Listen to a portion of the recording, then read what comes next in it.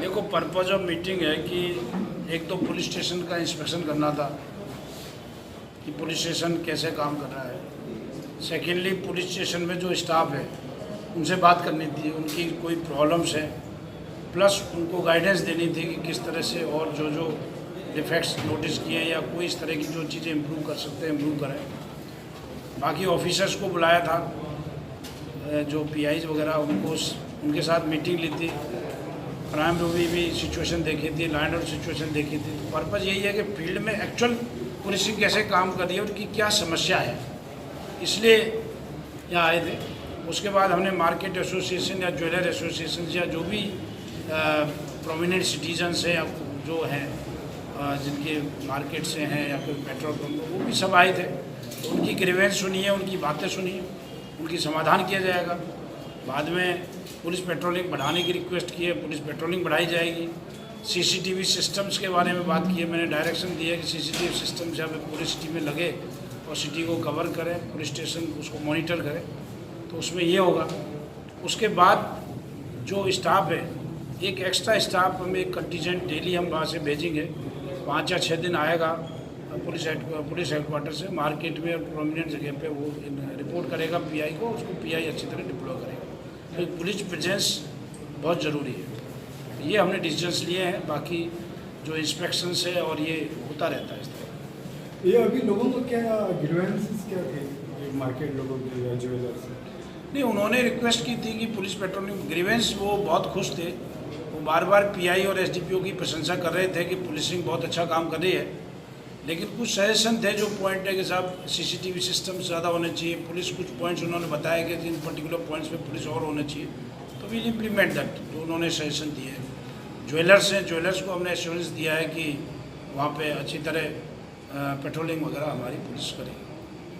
इतनी देर आप गोवा में क्राइम बढ़ गए हैं, आपको लगता है हर दिन अभी देखो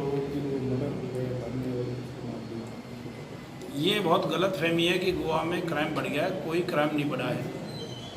जो क्राइम है, हर क्राइम को सीरियसली लेते हैं। जो और आप देखेंगे जितने भी क्राइम हुए हैं यहाँ पे, उनको बाकायदे डिटेक्ट किया गया है। यहाँ पे अगर देखें 2012 में पहले जो इंसिडेंट हुआ था माफसा को, अभी तक डिटेक्शन नहीं हुआ पुलिस के।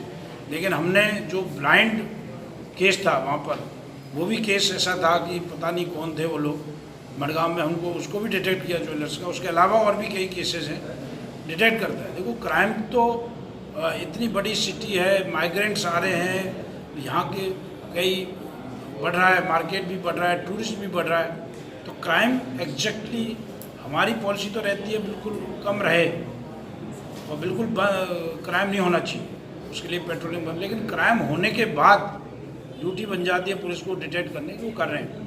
एक और ट्रेंड मैंने देखा था यहाँ आने के बाद में, जो बहुत अजीब सी चीज़ थी कि चोरी पहले होती थी तो पुलिस वाले चोरी को रजिस्टर नहीं करते थे। जब मैंने ज्वाइन किया था तो मैंने नोटिस किया कि आप पुलिस स्टेशन चले जाओ, वो कंप्लेंट रख देते थे।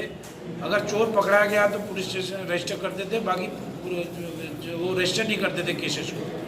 अभी हमने बोला है कि हम तुमसे बिल्कुल नहीं पूछेंगे कि चोरी क्यों हुई, लेकिन चोरी है वो केस रजिस्टर किया और उसके बाद आपने क्या एफर्ट्स किया। क्योंकि लोगों को, पुलिस को डर लगता है कि हमसे फिगर पूछा जाएगा कि इस साल इतना फिगर था चोरी का, अगले साल इतना ज़्यादा था, तो पूछा जाएगा। एक्चुअली क्राइम तो हो रहा है लेकिन उसको नोटिस नहीं कर रहे। तो हम ओपन हैं कि जो भी केस रिपोर्ट हो थेफ्ट का या चेन स्नैचिंग का, स्पेशली इस तरह के केसेस पुलिस पहले रजिस्टर नहीं करती थी, ये मेरी ऑब्जर्वेशन है। लेकिन मैंने आने के बाद हिदायत दी है कि जो भी आदमी पुलिस स्टेशन पहुंच गया या उसने कॉल की है पुलिस कंट्रोल रूम में, तो उसकी जो कंप्लेंट है उस पर केस रजिस्टर, चोरी का जरूर मुकदमा दर्ज होना चाहिए, चेन स्नैचिंग का जरूर मुकदमा दर्ज होना चाहिए। उससे फ़ायदा ये होता है कभी चोर पकड़ा जाता है तो उसके खिलाफ मुकदमा दर्ज है, सब में उसकी गिरफ्तारी होती है। तो इसलिए हमने ये इंस्ट्रक्शन दिया है। तो कंप्लेंट तो पहले भी आती थी, पहले मुकदमा दर्ज नहीं करते थे, अब मुकदमा दर्ज करते हैं। कोरोना वायरस ना जो है, how successful is the Goa police in tackling this kind of pandemic? देखो, ये तो आपको ही मालूम है कि गोवा पुलिस का रोल क्या रहा है और कितना अप्रिशिएटिव जॉब किया है उन्होंने। और फॉर योर इन्फॉर्मेशन, मेरे पास अभी करीब 900 के आसपास, 800-900 के आसपास हमारे पुलिस वाले उससे इन्फेक्ट हुए। मैं भी इन्फेक्ट हुआ कोरोना से, वाइल ऑन ड्यूटी पे ही हुआ था। लेकिन हमने हमारा इंटरनल भी बहुत अच्छा एडजस्टमेंट किया है। हमारे यहाँ पुलिस मेडिकल ऑफिसर है, उसने भी, हमने एक टीम बना रखी है एक एसपी के लेवल पे कि जिसको भी कोरोना पुलिस वाले को हो जाता है उसको ये नहीं सोचे कि पुलिस वाले को कोरोना हो गया उसके क्या कहते हैं उसका कोई देखभाल करना नहीं।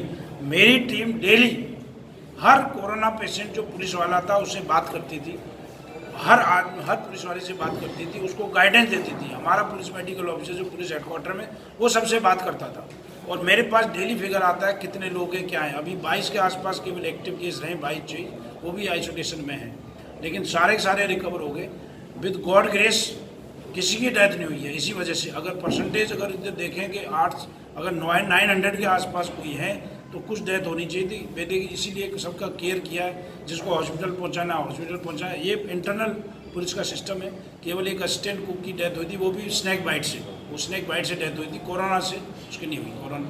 तो मैं ये कहना चाहूँगा कि और पुलिस ने जो अपनी जान जोखिम में डाल के, जैसे हेल्थ वर्कर्स हैं बेचारे, वो भी अपनी डॉक्टर्स हैं, वो भी बहुत अच्छी ड्यूटी कर रहे हैं, लेकिन अपनी जान जोखिम में डाल के ड्यूटी की है। उसी वजह से ये लोग इन्फेक्ट हुए हैं सारे के सारे लोग। कंटेनमेंट जोन देख लो, चेकिंग देख लो, तो ये है, तो बहुत अच्छा काम कर रहे हैं इसमें। सर, कोविड महामारी में पुलिस डिपार्टमेंट ने सचमुच अच्छा काम किया, हम सब जानते हैं।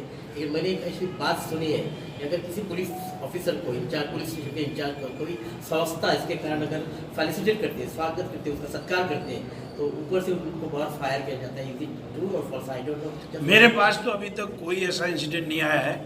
रादर हमने खुद को उनको अप्रिशिएट किया है जो इस तरह के फेस्टिवेट करते हैं। मेरे से 1-2 जगह पूछा भी था, तो हमने एक एसपी ने पूछा था, तो मैंने कहा यस, जो संस्था जो करना चाहती है उसको फेस्टिवेट करे, ऐसा कोई नहीं है। ये तो अच्छी बात है। इसमें ये पता नहीं आपको कैसे हमारे लेवल तक ये बात नहीं आई है। अगर किसी अफसर ने कहीं बोल दिया हो तो हमें पता नहीं। तो मेरी फिलोसफी ये है कि अगर अच्छा काम किया है कोई अप्रिशिएट करना तो करे उसको। सर जी, हमारे रिपोर्टर का एक प्रॉब्लम है, क्या है ना, अभी देखो एक मक्सा पी है तो SDPO है, अगर कहीं क्राइम होगा, 302 हो गया, बड़ा कहाँ लॉ एंड ऑर्डर प्रॉब्लम होगा, तो हम शाम के उनके पास गए ना, तो क्या आज क्या हुआ वो डिटेल दो, तो वो बोलते हैं कि हम बोल नहीं सकते, आप SP से लो। SP को उनको परवरी जाना पड़ता है, हम परवरी नहीं जा सकते। जहाँ एक मापसा अधिक है ना, तो मापसा नहीं देने को जरा परमिशन। देखो, इस बारे में कुछ पॉलिसी बनी हुई है, कुछ चीज़ों पे कुछ पर्टिकुलर लेवल के अफसर ही बात कर सकते हैं। और होता क्या है कि आपकी भी मजबूरी, हमारी मजबूरी है। आपकी मजबूरी ये है कि जल्दी इन्फॉर्मेशन बोले। पुलिस की मजबूरी ये होती है कि एक पर्टिकुलर केस हुआ, जैसे मर्डर हुआ, अब पुलिस साइट में जाएगी, सीन ऑफ क्राइम देखेगी। अब अभी तक पुलिस को कुछ नहीं मालूम, तो पुलिस कुछ बताती नहीं है। एक्चुअली उसको ये इन्वेस्टिगेशन मैटर है। जब तक पुलिस कंक्लूजन नहीं निकाल ले तब तक पुलिस का बोलना ठीक नहीं है। नहीं तो सर जी, एक शाम को तो आप बता सकते हैं ना, ऐसा हुआ नहीं, आज दिन में हुआ, लेकिन एक्चुअल स्टोरी 1-2 दिन बाद ही पता चलती है, जो हीनियस केसेस की। मैं आपको बताता हूँ, मर्डर केसेस में कई है, क्योंकि ब्लैंक केसेस होते हैं कई, तो जब अगर सबके आगे मारा तो कोई बात नहीं, पर उसमें पता नहीं चल पाता कि किसने किया है। तो अगर कोई पुलिस ऑफिसर उसमें ऑफिसर साइड कोई चीज़ बोल देता है तो बाद में इन्वेस्टिगेशन में बड़ी प्रॉब्लम आती है। इसलिए इन्वेस्टिगेशन के केसेस में जनरल लाइन ऑर्डर तो चलो ठीक है, जनरल ये हुआ या थेफ्ट हो गई, चोरी हो गई, क्राइम होगा, वहाँ चोरी हुई है, भाई इतनी इन्फॉर्मेशन दे सकता है।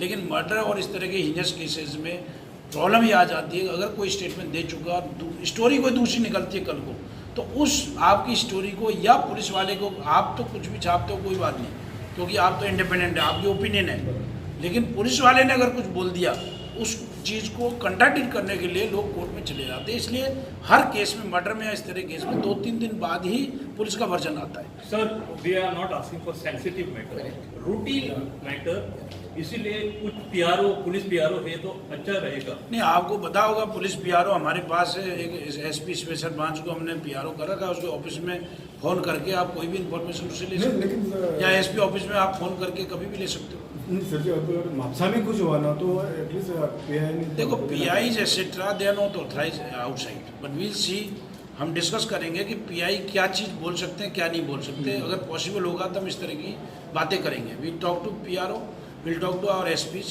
के वो पीआई किस लेवल तक की इंफॉर्मेशन दे सकता है। Sir, even SP does not take our calls. I have tried so many times. If you don't take PRO का मैं number SP special Mahesh Gaonkar है, उसके ऑफिस का हम आपको सबको नंबर सर्कुलेट कर देंगे। You can talk to them, they have got officer, we have dedicated person, तो we will give information to you.